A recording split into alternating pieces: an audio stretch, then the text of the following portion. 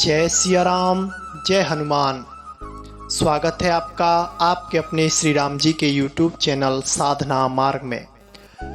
हम लोग परिवार वालों से, रिश्तेदारों से और भी मित्रों से तो बात करते हैं, लेकिन कभी हमने अपने अंतःकरण से यह सोचा है कि भगवान से कैसे बात की जाए, भगवान तक हमारी प्रार्थना कैसे पहुँचे और भगवान हमसे बात कैसे करेंगे। कभी इस विषय में आपने सोचा है? आज हम इसी विषय पर बात करने जा रहे हैं कि भगवान श्री राम जी से बात कैसे की जाती है। सबसे पहले भगवान से बात करने के लिए भगवान का होना पड़ता है, भगवान का बनना पड़ता है, अपने आप को भगवान को सौंपना पड़ता है, तब जाकर प्रभु की कुछ लीलाएं हमारी समझ में आती हैं। भगवान कोई जानने का विषय नहीं है। भगवान को अगर आप जानना चाहोगे तो आपकी ज़िंदगी निकल जाएगी उनको जानने में, फिर भी आप उनका पार नहीं पा सकते। जिनका वेदों ने नेत नेत कहकर गुणगान किया है, ऐसे देव का क्या आप कभी पार पा सकते हैं? हाँ, अगर आप उनको अनुभव करना चाहते हैं, अपने भाव में बसाकर आपने उनको अपना बना लिया है, तो आप उनसे जो चाहें वो करवा सकते हैं। आप उनसे बात कर सकते हैं, आप उनके हो जाइए। फिर देखिए श्री राम जी आपके लिए क्या क्या करते हैं। भगवान से बात करने के लिए हमें सबसे पहले अपने आप को भगवान का बनाना पड़ता है। सब कुछ भगवान का करना पड़ता है। सबकी ममता ताग बटोरी, यानी कि पूरे संसार की जो ममता है, जो आसक्ति है, वो परमात्मा के चरणों में लगानी पड़ती है।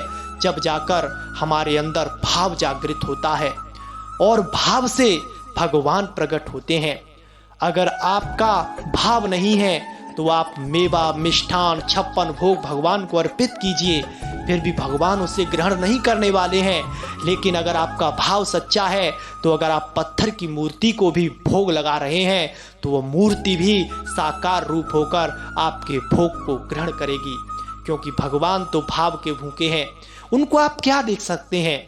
जो दुनिया को सब कुछ दे रहे हैं, उनको आप क्या दोगे? आपकी क्या औकात है उनको देने की? अरे उस संसार की सारी राज लक्ष्मी जिनके अधीन है और वो सारे संसार का भरण पोषण कर रहे हैं, मेरे श्री राम जी, आप उनको क्या दे सकते हैं? बस आप उनको दे सकते हैं तो अपना भाव दीजिए। उनसे बात करने के लिए सबसे पहले आप उनसे प्यार कीजिए। जब आप भगवान श्री राम जी के सामने पूजा करने के लिए बैठें तो आपके हृदय में बस भगवान श्री राम जी होने चाहिए और उनकी मूर्ति को देखकर आपके नेत्रों में अश्रु आने चाहिए। आपका हृदय बोलना चाहिए कि मेरे कोई अपने मेरे सामने बैठे हैं जिनसे मेरा जन्म जन्म का सच्चा नाता है। संसार में जो सच्चा नाता है वो एक परमात्मा से ही है, अन्यथा संसार के जितने भी रिश्ते नाते हैं वो सब के सब कहीं ना कहीं धोखा देने वाले हैं, आपको बीच रास्ते में छोड़ने वाले हैं। लेकिन मेरे प्रभु श्री राम जी कभी भी किसी को बीच रास्ते में नहीं छोड़ते। जिसका प्रभु ने हाथ पकड़ लिया है उसको संसार में उन्होंने अमर कर दिया है। आपके रिश्तेदार, आपके भाई बंधु जब तक आपका साथ देते हैं, जब तक आप कमाते हैं, अच्छा उनका भरण पोषण कर रहे हैं, आपसे उनका स्वार्थ जुड़ा है।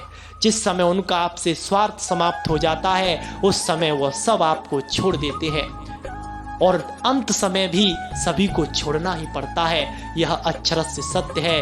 अरे उससे क्यों नहीं लगाव करते जिसको कभी नहीं छोड़ना है? यहाँ भी और हम यहाँ से जाएंगे वहाँ भी वो हमारे साथ हैं, साथ रहेंगे और हर समय साथ देंगे।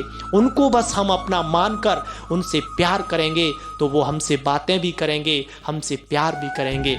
जब आप भगवान की पूजा करें तो आप भोग लगाते समय अपने मन में यह अनुमान करें कि मेरे श्री राम जी जो मैं भोग लगा रहा हूँ उसको ग्रहण कर रहे हैं।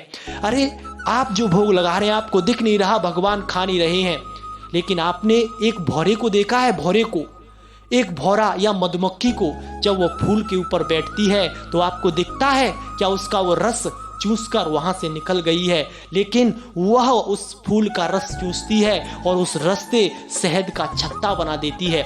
इसी तरह से हमारे प्रभु श्री राम जी हमारा भोग लेते हैं, यानी कि आपको दिखेगा नहीं, आपके प्रसाद में जो भाव है उस भाव को भगवान ग्रहण कर लेते हैं और आपने जो अर्पित किया है उसको वो स्वीकार कर लेते हैं और आपके होकर आपसे वो बात करते हैं, आपके साथ रहते हैं, आपको स्वप्न देते हैं, आपकी हर समय हर बड़ी से बड़ी कठिन विपत्ति में भी आपका भगवान कभी साथ नहीं छोड़ते हैं।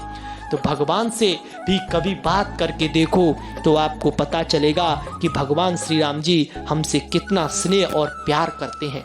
आज के लिए बस इतना ही। जय श्री राम, जय हनुमान।